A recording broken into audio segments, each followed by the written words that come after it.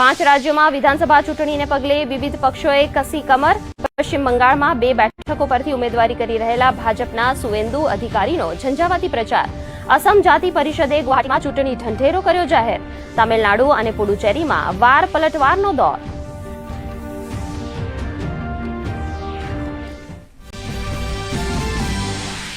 Police આવાસો માટે રાજ્યભરમાં એક સમાન ફ્લેટ અલોટમેન્ટ સ્કીમ કરાશે લાગુ।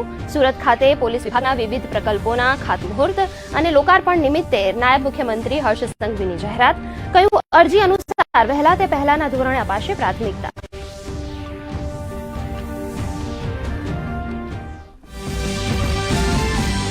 સ્થાનિક સ્વરાજ્ય ચૂંટણીની જાહેરાત પહેલા બીજેપી કાર્યાલય કમલમ ખાતે રાજકીય હલચલ તેજ। કમલમ ખાતે મળેલી બેઠકમાં પ્રદેશ ભાજપ પ્રમુખ મુખ્યમંત્રી ભૂપેન્દ્ર પટેલ, સંગઠન મહામંત્રી પ્રશાંત કોરાટ સહિતના વરિષ્ઠ નેતાઓએ આપી હાજરી।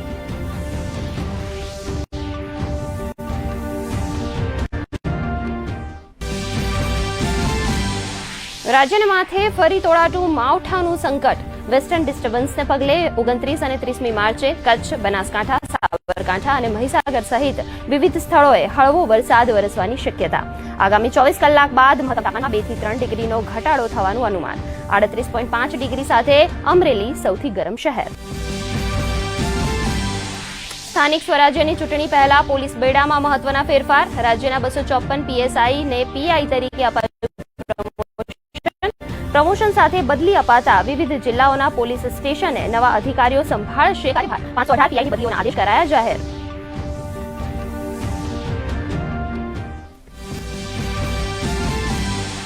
રાજ્યમાં રામનવમી અને સ્વામિનારાયણ જયંતિ પર્વની ધામધૂમપૂર્વક ઉજવણી। જામનગરના બાલા હનુમાન મંદિર ખાતે શ્રદ્ધાળુઓની ભારે ભીડ। તો મહેસાણા, રાજકોટ સહિત અનેક સ્થળોએ શોભાયાત્રાનું આયોજન। અયોધ્યામાં આવતીકાલે ઉજવાશે પ્રભુ શ્રીરામનો જન્મોત્સવ।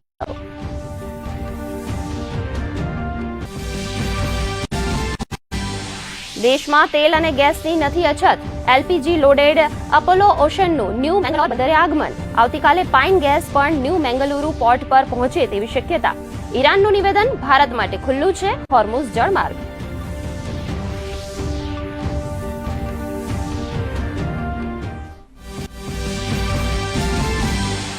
પ્રધાનમંત્રી નરેન્દ્ર મોદીએ 8,931 દિવસ સુધી ચૂંટાયેલી સરકારના વડા તરીકે સેવા આપવાનો ઐતિહાસિક રેકોર્ડ કર્યો સર।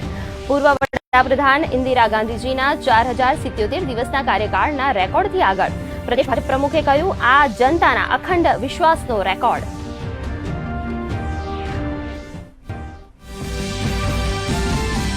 રેપિડ ટેસ્ટના માધ્યમથી જાણી શકાશે ઘઉં ધાનની ગુણવત્તા। કચ્છ યુનિવર્સિટી દ્વારા સંશોધિત કરાયેલી શોધને કેન્દ્ર સરકારે 20 વર્ષ માટે આપી પેટન્ટ। મુખ્યમંત્રીએ ગણાવી રાજ્ય માટે ગૌરવની બાબત।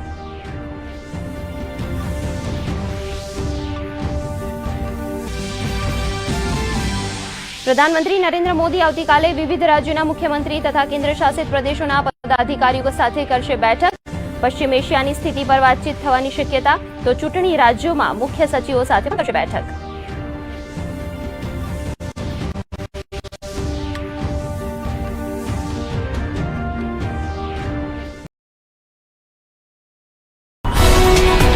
ગુજરાતભરના તાજા સમાચાર મેળવવા માટે અમારી ગુજરાત નેશનલ ટીવી ન્યૂઝને સબસ્ક્રાઇબ કરો, બેલ આઇકોન પર ક્લિક કરો।